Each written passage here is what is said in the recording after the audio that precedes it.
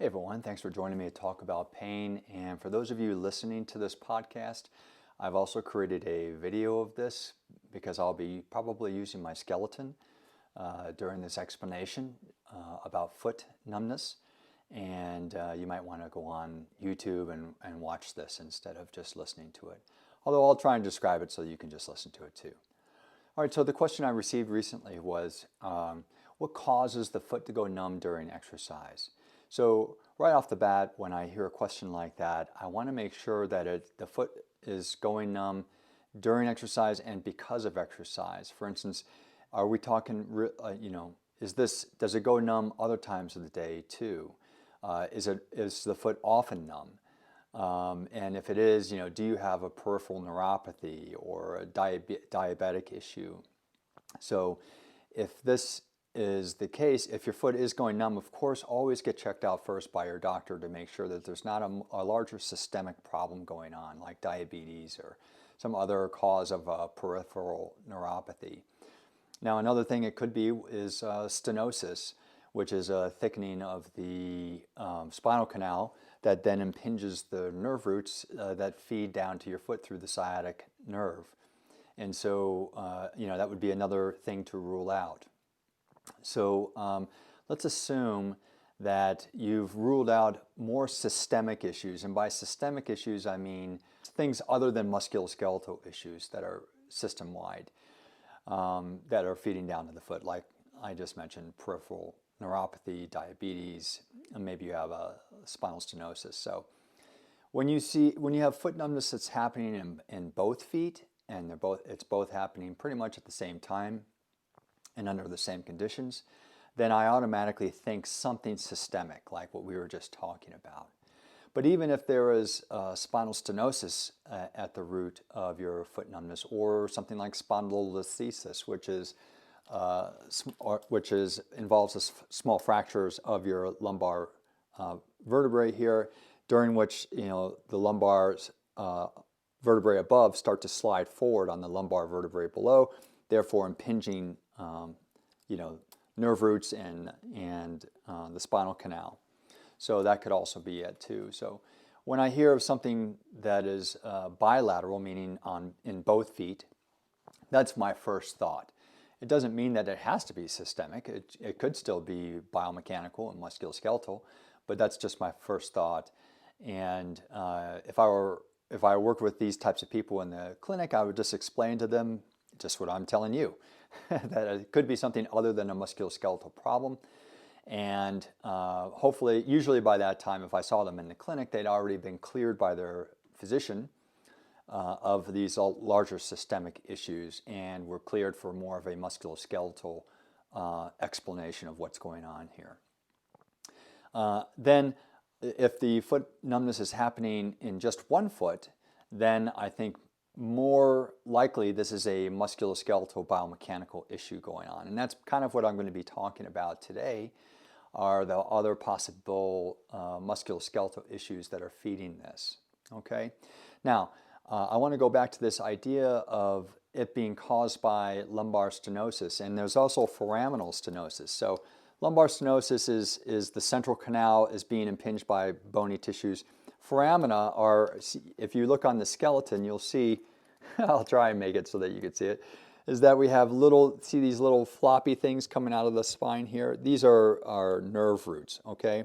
And they come through foramina. And so the foramina kind of tunnel that they're coming through can also form stenosis and then encroach on these nerve roots, causing numbness as well. So those are the two areas of stenosis that you can have that will, impinge nerve roots. So let's assume again that you've been cleared of this, or even if you do have it, there is a lot that you can do even if you do have lumbar stenosis, because often the stenosis is irritated by the biomechanics of your body. So I've treated lots and lots of people with lumbar stenosis who had numbness, tingling, or just pain, and we were able to get rid of all of their back pain and the numbness through treatment, because even though they had a structural problem, And by structural problem, I mean something that has physically changed in their body, and that is a structural issue that's pressing on something else. Even though they have a structural issue like that, their biomechanics are causing that structural issue to then create this numbness or become irritated. And I explain all of this in my book, Solving the Pain Puzzle, this relationship between function, structure, and behavior. And this is what's at the root of almost all chronic musculoskeletal pain, is an understanding of these three ideas. So I'll try and weave that into this explanation of foot numbness during exercise. All right. So even if you do have a structural problem like spinal stenosis, how you're using your body could be causing the spinal stenosis then to impinge on your nerve roots and cause the numbness. So that is by no means a game changer for me as a clinician, saying, oh, you've got stenosis, I can't help you. Absolutely, I can help you. So even if you have that diagnosis, please continue to listen, because there's a lot that you can do to help this. All right. So we talked a little bit about, if this is both feet happening and it's happening in times other than exercise too, then, there may be more of a systemic issue going on. And if it's happening only during exercise, and especially during particular exercise, then I'm thinking there's a biomechanical issue going on here, even if it's both feet. So what are the types of exercise that might cause the foot to go numb? Well, the ones that I see are cycling, a change to elliptical work, and squatting. Those are the three top ones that I see. And those are the three that I'm going to talk about today. And you can apply these ideas to other forms of exercise that you might be doing where you're experiencing numbness. Okay, so let's talk about cycling, and we'll use because that's probably the most common one. Let's use cycling as a segue into other ideas. So when we're cycling and our foot is in, say, a cycling shoe, and it's pedaling right on this, usually the cleat engages with the pedal right about where the ball of the foot is. And this is usually where most people are saying that they feel numb, is in their toes. Well, often it's because of that pressure on the ball of the foot from the cleat. So there are a few things that you can try right off the bat. So if you think about cycling, you've got thousands upon thousands of repetitions with the pressure right through there, because even as the foot is pushing down, it's pushing down through the ball of the foot, and so that's where, so you just have all of this compression happening right at one spot in the ball of the foot, and it never varies through all of those thousands upon thousands of revolutions on the bike. And so this is often a cause of numbness. It's just this continued, unrelenting pressure on one specific point of the ball of the foot, and then it's pinching the nerves that are running underneath there, and then causing the toes to become numb. All right? So what can we do to experiment with this idea that maybe it's just how my cleat is, and it's just this mechanical pressing on the foot during cycling? Well, what you can do is you can slide the cleat back on the foot, maybe 1/4 of an inch, maybe a 1/2 inch, and go for a couple rides and see if that then changes this experience of the toe numbness. Because as we get off of that ball of the foot, immediately the arch of the foot drops down, so you're more on soft tissues rather than just on these bony sesamoid bones and other metatarsals of the foot bones. So once you slide the cleat back on your shoe, then the foot is engaging behind the balls of the feet instead of on the balls of the feet. So go out for a couple rides like that and see if that resolves your numbness. If it does, now you know it's just simply the pressure of your foot through the ball of your foot on that cleat.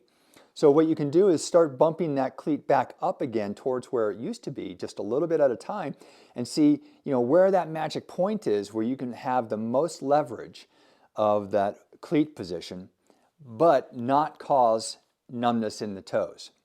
And so there would be a little bit of experimentation going on there. All right, now what you could also do is try to create more padding in the cycling shoe, because cycling shoes typically don't have any padding in them at all. And so in this case, you might want to experiment with that. Go to your cycling shop and see if they have a recommendation for some types of padding that you could put in there to buffer the compression that's happening through the ball of your foot. Okay, so that's a pretty easy solution, all right, is to just simply move the cleat back in the in the shoe and see if that changes it. Now, the other idea that you might think about is the cleat not only holds the foot in this position, but it also holds the foot in this position too. So it doesn't allow the foot to rotate at all during its compression. The knee may rotate, but the foot doesn't. It just stays right where it is. So a lot of cyclists, in particular male cyclists, tend towards developing something called femoral retroversion. And again, I talk about this in my book, Solving the Pain Puzzle, which means that the thigh bone here is rotated or twisted outward slightly. Even though it's sitting in the hip socket correctly, the thigh bone is twisted outward. Well, if the cleat is pointed straight forward like this in a retroverted bone, then the thigh bone is trying to pull the foot to the outside, and it's creating torque through the ankle and knee while you're cycling, all right? And so this can cause a lot of stress to the hip, the knee, and the foot. And in this case, we're going to talk about the foot. So what can you do to accommodate a retroverted or externally rotated or externally twisted thigh bone? Well, you would then rotate the cleat on the shoe to allow the foot to point out slightly. So instead of the foot pointing straight ahead like this, it's going to point out maybe 3 to 5 degrees to the outside. And we'll see now the foot is more aligned with the thigh bone, and that may take away the excessive compression through the ball of the foot, because it's now you can disperse the force of that pedal through all 5 toes, maybe instead of just the big toe or the second toe. So that would be the second thing I would experiment with, is rotating the cleat so that the foot can rotate out ever so slightly. And especially when you multiply that times, again, thousands upon thousands of repetitions in a cycling event, well, just 1 or 2 degrees can make a huge difference in that compression that's occurring through the ball of the foot. And again, if the cleat angle is incorrect for the shape of your thigh bone, regardless of whether it's retroverted or anteverted, changing that cleat position can now then disperse the force across all the toes instead of just 1 or 2 toes. All right, so that's a biggie. All right, so this also goes for elliptical work. So if you say run outside, or you run on a treadmill or something like this, and you're changing it, or you've done an exercise bike in the gym, and you switch up to an elliptical, and then you start to notice that your toes are becoming numb, it's because on an elliptical trainer, you're spending more time on the ball of your foot on that, because the pedal is going in the cyclic motion. You're spending more time on the ball of that foot, which is then causing more compression into the balls of the foot. So what you can do is you can go in reverse occasionally, and what that will do is it's going to put you back onto your heel. And so maybe you spend 5 minutes going forward, and you do 1 minute going in reverse. I like going in reverse because it builds up eccentric strengthening of the thigh muscles a little bit better, and which is critical for a lot of sports. And it will reverse the pressure that you're putting through the ball of your foot as well. So this would be an interesting experiment, is if you say, gosh, every time I get on that elliptical trainer, in about 10 minutes my foot starts to go numb. Okay, if that's a very consistent complaint, then you can say, well, I think at 8 minutes, I think I'm going to start going in reverse for a minute, and then I'll go forward again, and we'll see if that at that 10-minute mark or 11-minute mark or whatever that might be, if my balls of my feet are going numb again. And if they're not, then it's probably because I'm spending too much time on the ball of my foot and creating too much compression. So that would be one thing, is to work in a reverse rotation on the elliptical periodically to get off of that ball of the foot. Now, similar to the cycling, what you can also do is try to point your feet out a little bit to disperse the force among all the toes, instead of, for instance, again, if you have a retroverted femur, instead of putting all the pressure through the big toe or the second toe. So by rotating this out, what it often does is allows the whole foot to engage with the paddle better, as opposed to having the foot forward. That will engage on just maybe 1 or 2 points of pressure on that ball of the foot. So that's, again, same as cycling. I would experiment with rotating the feet out a little bit to see if that causes it. Okay? Now, the other thing is, let's say, oh yeah, I feel that numbness when I'm doing something like the elliptical or even running, but I don't feel it when I'm cycling. Okay, so what could the difference there be? All right, well, the difference, then I would start thinking maybe something more happening in your spine. And this goes back to the original idea of the stenosis that we were talking about. When you have stenosis, in general, when the spine is more arched like this, then the stenosis is, the compression forces are magnified in the spine, and it causes a deepening of the problems that you have from stenosis. Well, when you're upright, you're typically more arched like this, and your lumbar spine is curved. However, when you're cycling and you're bent over that bike, your spine is in more flexion, and therefore it relieves that stenotic pressure that's occurring on the nerve roots because of the shape of the spine. So if you notice that the body position, especially the upright body position, is changing the numbness in your feet, then I would automatically, because of how I look at the body as a system, I would automatically think, oh, I wonder if this is a spinal issue that's being manifested, in the feet because of the excessive arching of the spine. So that would be a way to start thinking differently about that pattern of foot numbness that's occurring. Okay, now let's talk about one more thing, and that is squatting. So a lot of people who squat will experience toe numbness and foot numbness as well. Well, of course, the first thing that comes to mind is, if you're squatting, you've got all that weight on your shoulders, and it's causing too much compression in the lumbar spine, and therefore it must be a disc issue. Well, yes, it may be a disc issue, but it may not actually be due to the compression on the shoulders. I mean, it very well could be, but there are other possible explanations too. So one is, when you squat, what is typically happening, the more weight that you have, the more your back is arching to accommodate that weight.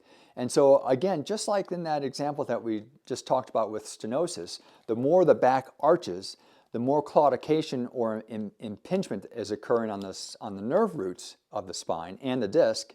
So when you're squatting, you're automatically in that, and now you've got load on top of it. All right, so this could be the cause of the numbness in the feet. All right, so an interesting thing might be to experiment with, instead of putting the weight on the back of the shoulders, try a front-loaded squat and see if that's any better.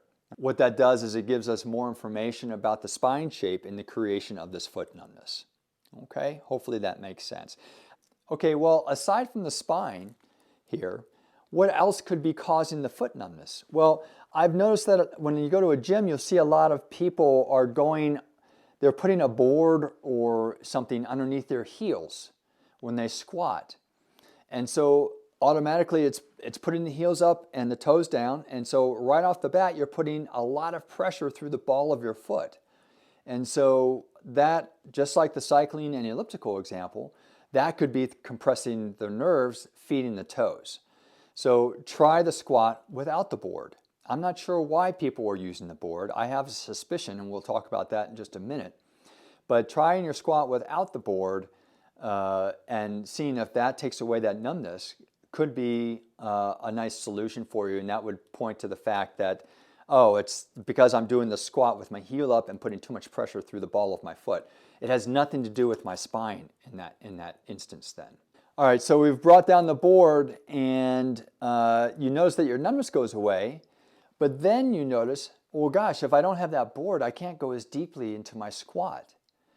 This is why I believe a lot of people are using the boards underneath their heels, is because without it, they can't go deeply. Why is that happening?